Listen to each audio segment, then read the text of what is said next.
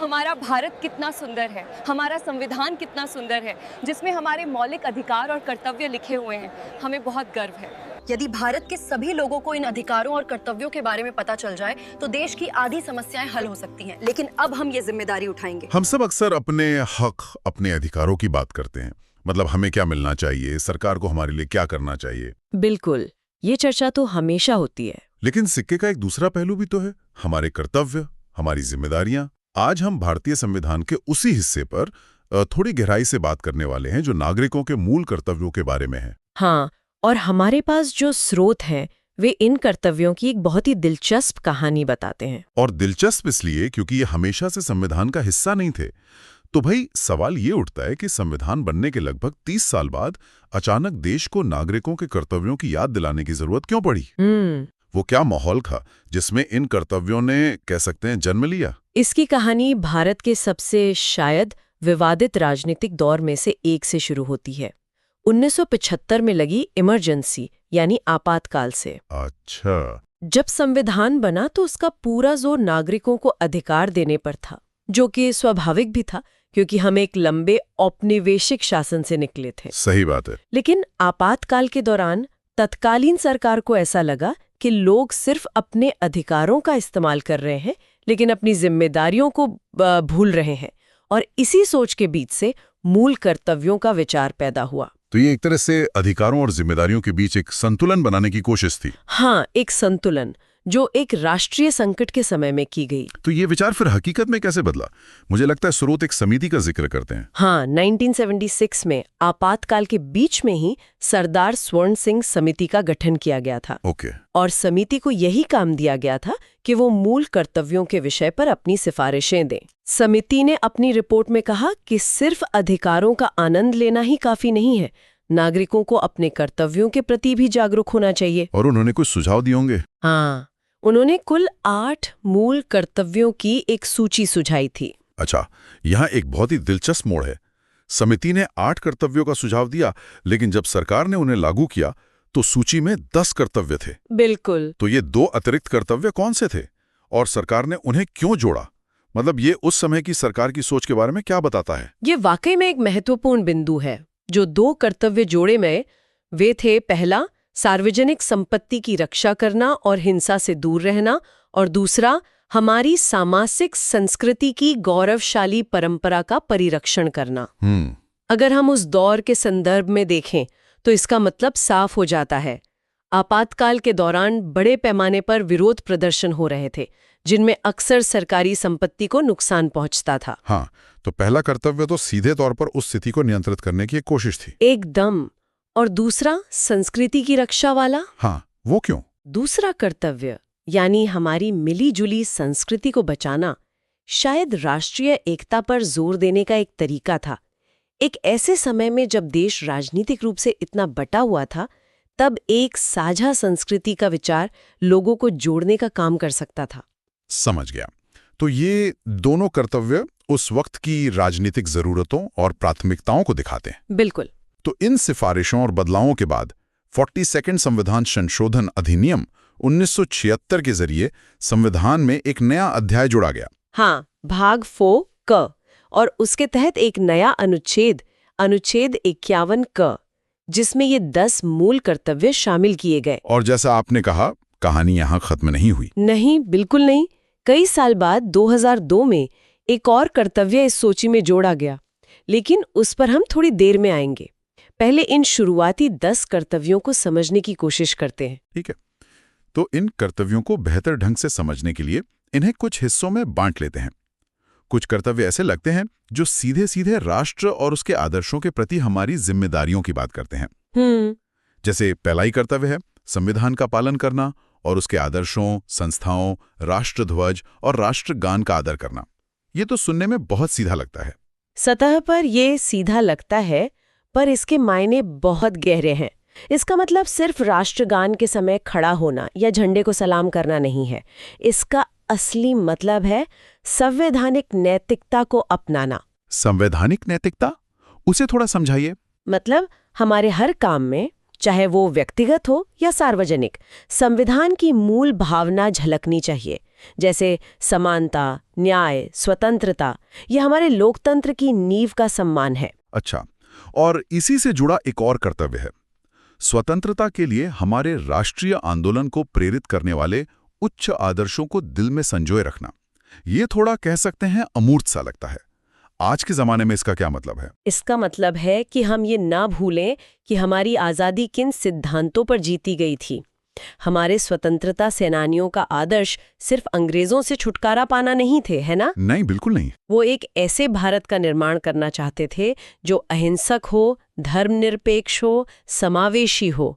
ये कर्तव्य हमें याद दिलाता है कि हम उन मूल्यों को अपने जीवन में जिंदा रखें, उन्हें सिर्फ इतिहास की किताबों तक सीमित न रहने दें। तो ये कर्तव्य एक तरह से हमारी नागरिकता की आधारशिला हैं। संविधान का सम्मान, स्वतंत्रता आंदोलन के आदर्श, और फिर तीसरा कर्तव्य जो कहता है भारत की संप्रभुता, एकता और अखंडता की रक्षा करना। एकदम सही। ये तीनों मिलकर राष्ट्र के प्रति हमारी जो निष्ठा है उसको परिभाषित करते हैं। ये वो 3 स्तंभ हैं जिन पर एक नागरिक का राष्ट्र के साथ रिश्ता टिका होता है। चलिए अब राष्ट्र के प्रति आदर्शों से आगे बढ़कर समाज और एक दूसरे के प्रति हमारे कर्तव्यों पर आते हैं। एक कर्तव्य है देश की रक्षा करना और आह्वान किए जाने पर राष्ट्र की सेवा करना। हाँ, ये राष्ट्रीय सेवा की बात करता है जो जरूरत पड़ने पर सैन्य या किसी और रूप में भी हो सकती है। ये इस विचार पर आधारित है कि देश की सुरक्षा सिर्फ सेना की जिम्मेदारी नहीं है, बल्कि हर नागरिक की है। हर नागरिक की जिम्मेदारी है। और एक कर्तव्य ऐसा है जो आज के माहौल में शायद सबसे ज्यादा प्रासंगिक है। कौन सा? भारत के सभी लोगों में समरसता और समान भातृत्व की भावना का निर्माण करना, जो धर्म, भाषा, प्रदेश या वर्ग पर आधारित सभी भेदभाव से परे हों। और इसी में आगे जोड़ा गया है ऐसी प्रथाओं का त्याग करना जो स्त्रियों के सम्मान के विरुद्ध हैं। इसमें तो बहुत कुछ शामिल है। ये शायद सबसे सक्रिय कर्तव्यों में से एक है। आप ध्यान दीजिए, ये सिर्फ भेदभाव न करने की बात नहीं कर रहा, बल्कि सक्रिय रूप से भाईचारे की भावना का निर्माण करने की बात कर रहा है। हाँ, ये एक पॉजिटिव एक्शन है। इसके हिसाब से एक बहुत ही प्रगतिशील कदम था।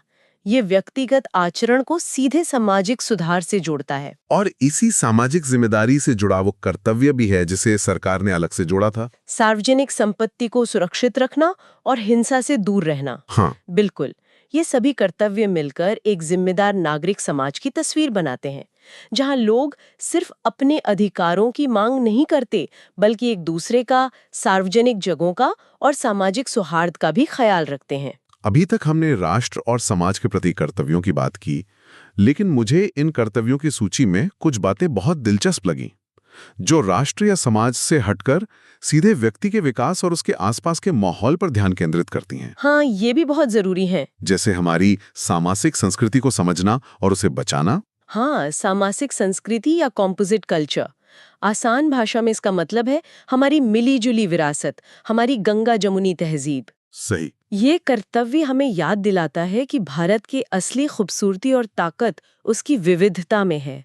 हमें इस विविधता का जश्न मनाना चाहिए और इसे बचा कर रखना चाहिए, न कि इसे एक कमजोरी समझना चाहिए। और फिर आता है पर्यावरण की रक्षा का कर्तव्य। 1976 में पर्यावरण को लेकर इतनी गहरी सोच रखना, ये तो काफी दूरदर्शी रहा होगा। बहुत ज्यादा। इस कर्तव्य में साफ साफ लिखा है, वनों, झीलों, नदियों और वन्य जीवन सहित प्राकृतिक पर्यावरण की रक्षा करना और उसका संवर्धन करना तथा प्राणी मात्र के प्रति दया भाव रखना। आज जब हम जलवायु परिवर्तन के संकट से जूझ रहे हैं, तब इस कर्तव्य का महत्व तो और भी बढ़ जाता है। बिल्कुल। लेकिन यहाँ एक सवाल उठता है। आलोचक कह सकते हैं कि ये सब तो ठीक है, पर ये सिर्फ एक नैतिक सलाह है।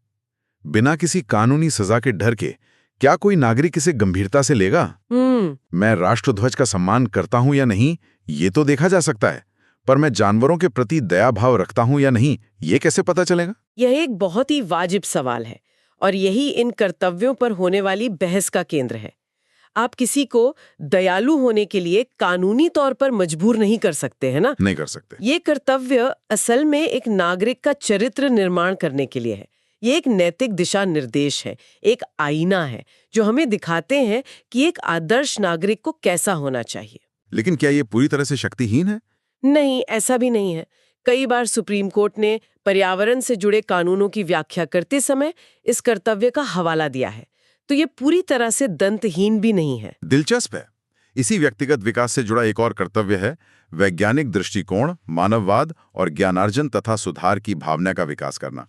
या तो सीधे सीधे हमारी सोच पर हमला करता है। हाँ, एक तरह से तो है। ये कर्तव्य अंधविश्वास और रूढ़िवादी सोच के खिलाफ है। ये हमें एक तार्किक और प्रगतिशील नागरिक बनने के लिए कहता है। आज के सोशल मीडिया और व्हाट्सएप यूनिवर्सिटी के दौर में यह शायद सबसे जरूरी कर्तव्यों में से एक है। बिल्कुल। इसका मतलब है, सुनी सुनाई बातों पर यकीन करने से पहले सवाल पूछो, तथ्यों की जांच करो और हमेशा सीखने और खुद को सुधारने के लिए तैयार रहो। और व्यक्तिगत विकास की इस सूची में आखिरी कर्तव्य ऐसा है जो किसी मोटिवेशनल स्पीकर की सलाह जैसा लगता है। कौन सा? व्यक्तिगत और सामूहिक गतिविधियों के सभी क्षेत्रों में उत्कृष्टता की ओर बढ़ने का सतत प्रयास करना। हाँ, कह सकते हैं, लेकिन इसके पीछे का विचार बहुत गहरा है। इसका मतलब है कि आप जो भी काम करें, चाहे आप एक छात्र हों, एक डॉक्टर, एक कलाकार या एक किसान, अपना सर्वश्रेष्ठ दे।